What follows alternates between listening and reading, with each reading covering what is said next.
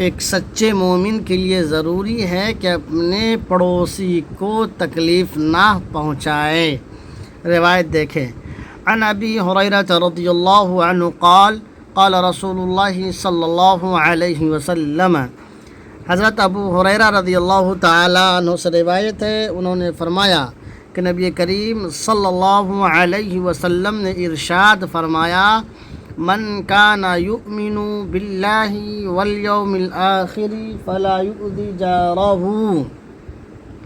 جو اللہ پر اور یوم آخرت پر یعنی قیامت کے دن پر ایمان لاتا ہو یا ایمان رکھتا ہو، فلا یؤذی جارہ، تو وہ اپنے پڑوسی کو تکلیف نہ دے۔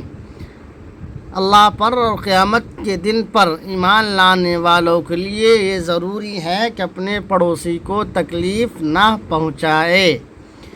وَمَنْ كَانَ يُؤْمِنُ بِاللَّهِ وَالْيَوْمِ الْآخِرِ، اور جو اللہ پر اور قیامت کے دن پر ایمان لاتا ہو، فَلْيُكْرِمْ ضَيْفَهُ، اسے چاہیے کہ اپنے مہمان کا اکرام کرے۔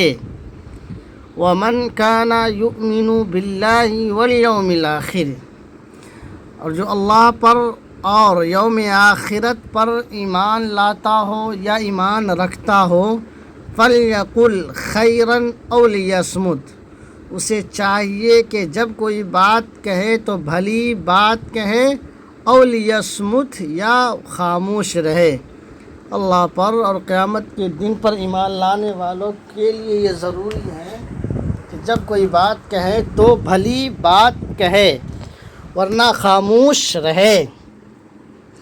روایت دیکھیں، عن ابی ہریرہ رضی اللہ عنہ قال قال رسول اللہ صلی اللہ علیہ وسلم، من کان یؤمن باللہ والیوم الآخر فلا یؤذی جارہ، ومن کان یؤمن باللہ والیوم الآخر فلیکرم ضیفہ، ومن کان یؤمن باللہ والیوم الآخر فلیقل خیرا او لیصمت، او کما قال علیہ الصلاۃ والسلام۔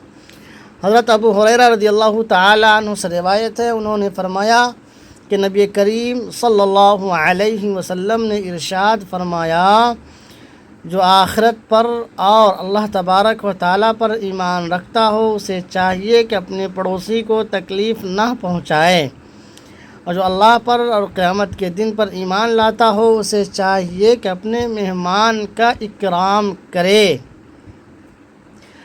مزید، جو اللہ پر اور یوم آخرت پر ایمان رکھتا ہو، اسے چاہیے کہ جب کوئی بات کہے تو بھلی بات ہی کہے یا خاموش رہے۔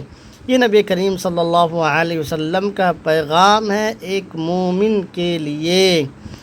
اگر آپ کو ویڈیو اچھی لگے دوستوں میں شیئر کر دیجئے۔ اگر آپ میرے چینل پر نئے ہیں تو OA ندوی کو یوٹیوب پر سبسکرائب کر لیجئے۔ اگر فیس بک پر دیکھ رہے ہیں تو عزیر انظر کو فالو ضرور کر لیجئے۔ اللہ حافظ، فی امان اللہ۔